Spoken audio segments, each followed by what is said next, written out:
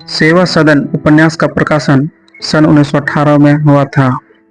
इसे प्रेमचंद पहले उर्दू में मजार-ए-हुस्न नाम से लिख चुके थे। स्त्री जीवन के दुखों और संघर्षों का चित्रण सेवा सदन उपन्यास की विशेषता है। इसे प्रेमचंद का पहला यथार्थवादी उपन्यास भी माना जाता है। प्रेमचंद यहाँ भारतीय समाज में स्त्री की स्थिति का बहुविध चित्रण किया है। वे परिवार, समाज, बाजार और राजनीति में स्त्रियों की प्रचलित छवि का यथार्थ चित्रण करते हैं। सुमन, भोली और सुभद्रा जैसे प्रमुख तथा गंगाजली, शांता और जानवी जैसे गौण पात्रों से स्त्रियों के विविध रूप दर्शाने का प्रयास किया है। उपन्यास पुलिस के दारोगा कृष्णचंद्र के वर्णन से प्रारंभ होता है, जो अपने विभाग के सम्मानित और ईमानदार अधिकारी के रूप में जाने जाते हैं। वे दूसरे पुलिस अधिकारियों की तरह घूस नहीं लेते और सरकार से मिलने वाले वेतन पर ही अपना जीवन यापन करते हैं। उनके परिवार में पत्नी और 2 बेटियां सुमन और शांता है। जब सुमन विवाह योग्य हुई तब कृष्णचंद्र के सामने समस्या आई कि विवाह के लिए दहेज का प्रबंध करें। वे इसी उहापों में हैं कि यह प्रबंध कैसे हो। इधर उसके क्षेत्र में एक बड़ा महंत और जागीरदार रामदास है, जो उच्च पहुंच वाला है। उसका कारोबार श्री बांके बिहारी लाल के नाम से चलता है। वह लोगों को सूद पर धन देता है और कर भी उगाहता है। उसके यहाँ अखाड़े में लठेत और मुस्टंडे साधु हमेशा होते हैं, जो उसकी सत्ता को चलाने में मदद करते हैं। इलाके के किसी भी नागरिक में यह साहस न था कि वह महंत की किसी बात को न माने। यहाँ तक कि महंत से बैर लेकर उस इलाके में रहना भी असंभव था।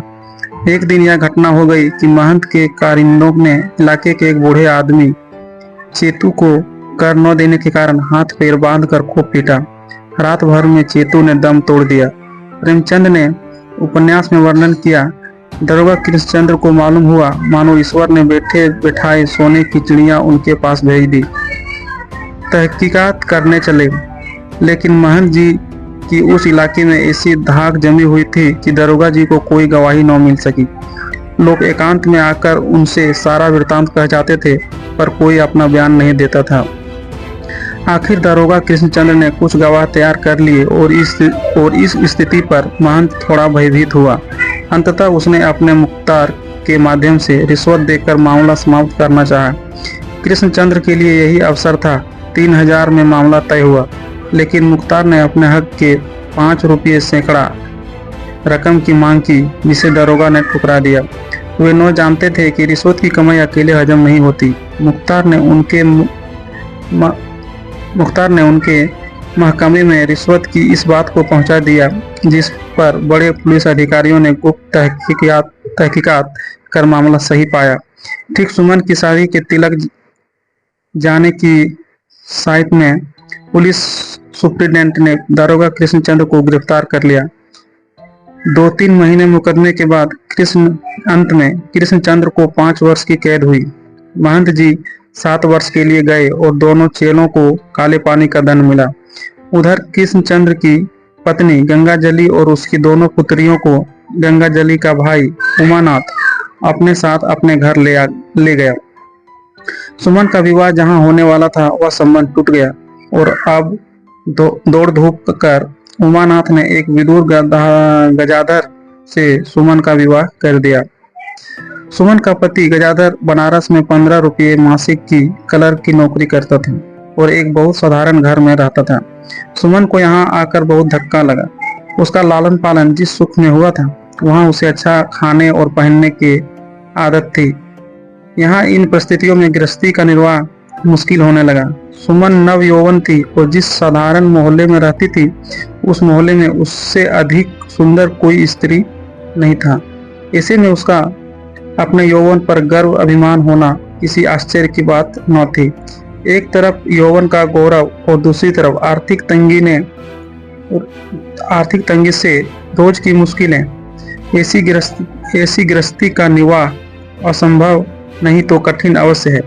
इधर सुमन के घर के सामने एक रूपजीवी वेश्या भोली रहती थी, जिसके यहाँ नगर के बड़े लोग आते रहते थे और उसकी ठाट बाट से सुमन को लगता था कि वेश्या होने पर भी इस औरत का सम्मान और ऐश्वर्य कहीं अधिक है। एक दिन अपने पड़ोस की स्त्रियों के साथ गंगा से लौटते हुए सुमन का मन हुआ थोड़ी देर बेनी बाग में टहला जाए। वहां उद्यान की सुंदर छटा के साथ पशु पक्षी भी थे।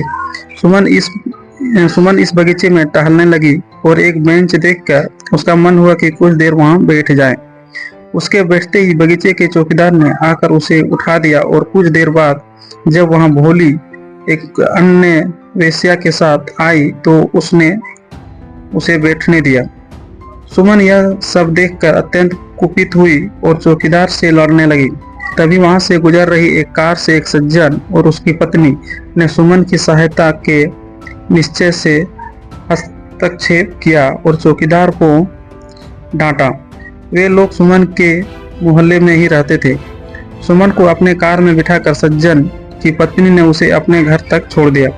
सुमन का इन घटनाओं का असर पड़ा। एक तो वेश्याओं को बेंच पर बैठने देने का आशय उसे यह समझा कि समाज में साधारण स्त्रियों की अपेक्षा वेश्याओं का सम्मान कहीं अधिक है। दूसरी तरफ कार वाले सज्जन पद्म सिंह की पत्नी सुभद्रा से उसकी मित्रता हो गई। फिर यह घटना हुई कि नगर में म्यूनिसिपल कॉरपोरेशन के चुनाव में वकील पद्म सिंह जीत गए और उन्होंने इस खुशी में अपने घर भोली को मुजरे के लिए बुलाया। सुमन भी आमंत्रित थी। उस रात देर तक गाने की महफिल चलती रही। इधर गजाधर अपने घर में सुमन को न पाकर परेशान हुआ और फिर उसे पड़ोस की दर्जिन से मालूम हुआ कि वह वकील के घर महफिल में गई है, तो इस पर वह अत्यंत क्रोधित हुआ। देर रात जब सुमन लौटी तो बड़ी मुश्किल से गजाधर ने किवाड़ खोले। दोनों में विवाद हुआ और गजाधर ने सुमन को घर से निकल जाने को कह दिया। सुमन ने अपनी सहेली सुभद्रा के घर में आश्रय लिया। इस पर गजाधर ने शहर भर में विशेषकर वकील पद्म सिंह के मित्र विठल दास के कान भरे कि वकील ने उसकी पत्नी को अपने घर में डाल लिया है। सुमन को वहां से भी निकलना पड़ा। अब उसे वेश्या भोली के सिवाय आश्रय देने वाला कोई न था। पहले उसने भोली के घर आश्रय लिया और फिर वह दाल मंडी में एक चौबारे पर जा बैठी। इधर पद्म सिंह और विठल दास को पता चला कि सुमन दाल मंडी चली गई है, तो उनके कुछ प्रयत्नों के बाद उसे वहां से निकलकर विधवा आश्रम भेज दिया गया। सुमन की माता की मृत्यु हो चुकी थी और अब उसकी छोटी बहन शांता का विवाह होना था। पद्म सिंह के छोटे भाई मदन सिंह के इकलौते बेटे सदन सिंह से उसका विवाह तय हुआ। जब बारात विवाह के लिए पहुंची तभी मदन सिंह को पता चला कि शांता सुमन की छोटी बहन है। उसे एक वेश्या की बहन से अपने पुत्र का विवाह स्वीकार नहीं था और वह बारात लौट गया।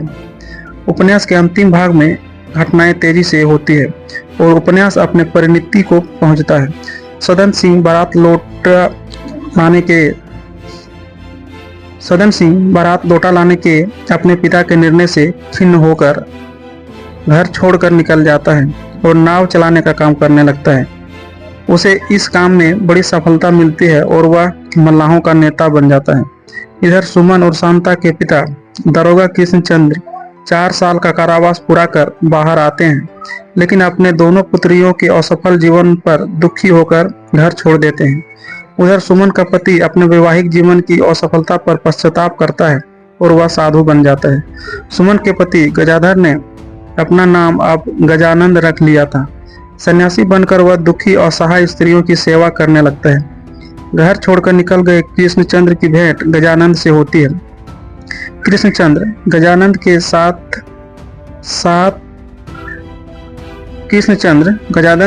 गजानंद के साथ रात काटने का निश्चय करते हैं, किंतु रात में चुपके से उठकर पास बह रही गंगा नदी में कूदकर आत्महत्या कर अपने जीवन का अंत कर लेते हैं।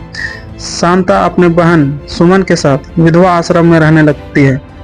इधर म्यूनिसिपैलिटी में पद्म सिंह प्रस्ताव रखते हैं कि वेश्याओं को शहर से बाहर रखा जाए। इस प्रस्ताव पर प्रतिक्रियावादी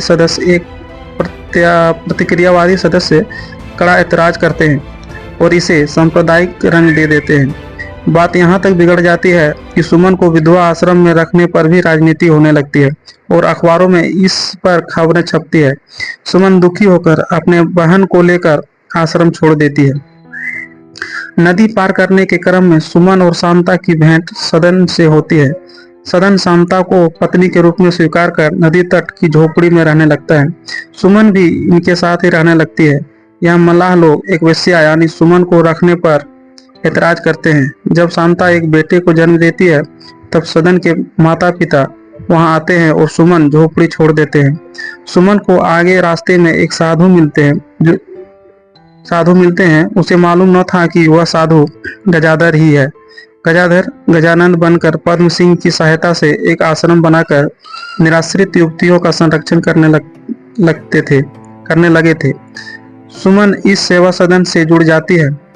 अब यहाँ ऐसी 50 युवतियां हो जाती है जो सिलाई बुनाई इत्यादि कलाओं से अपना जीवन यापन भी कर रही थी। एक दिन सुभद्रा इस सेवा सदन में आती है और वह सुमन की कार्यकुशलता को देखकर चकित हो जाती है। सुमन सेवा कार्य में अपने जीवन के उद्देश्य को पूर्ण करती है। धन्यवाद।